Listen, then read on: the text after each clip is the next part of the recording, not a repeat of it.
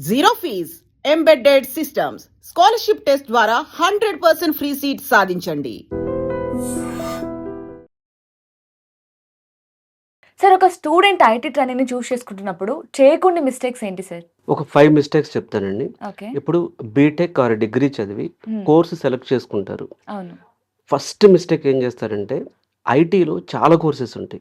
అంటే generative AI development, quantum computing, cyber security, data science, data analyst, business analyst, full stack developer, database developer ఇట్లా చాలా అంటే IT అనేది ఇప్పుడు cloud deployment చాలా కోర్సెస్ ఉంటాయి. అవును. కరెక్ట్. వీళ్ళందరూ కూడా అందరూ ఒకటే కోర్స్ నేర్చుకుందాం, అందరూ ఫుల్ స్టాక్ పైథాన్‌కి వెళ్దాం.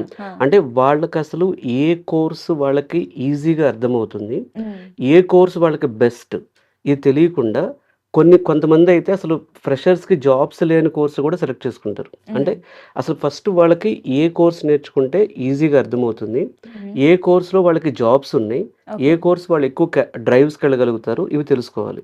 ఫస్ట్ మిస్టేక్ చేసేది course selection wrong. 2 faculty selection.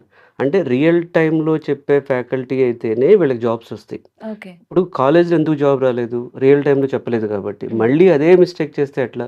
So, real టైమ్‌లో ఖచ్చితంగా ట్రైనర్ ఒక 10, 15 ఇయర్స్ అయినా ఐటీలో వర్క్ చేసిన ఎక్స్‌పీరియన్స్ ఉంటే, అప్పుడు వాళ్ళ ప్రాజెక్ట్స్‌లో ఏం చేస్తున్నారు?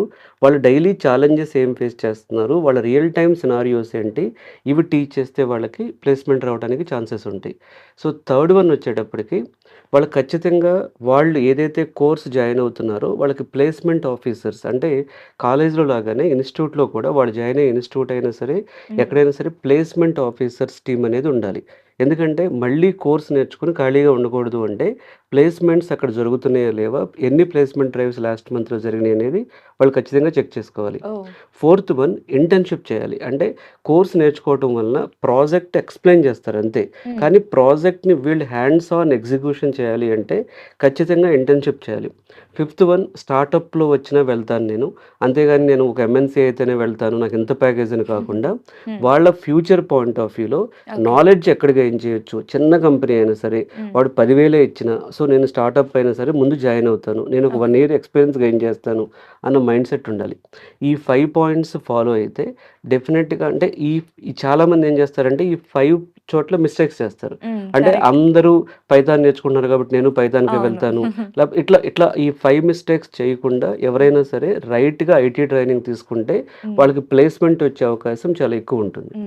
యాహ్! Nice sir.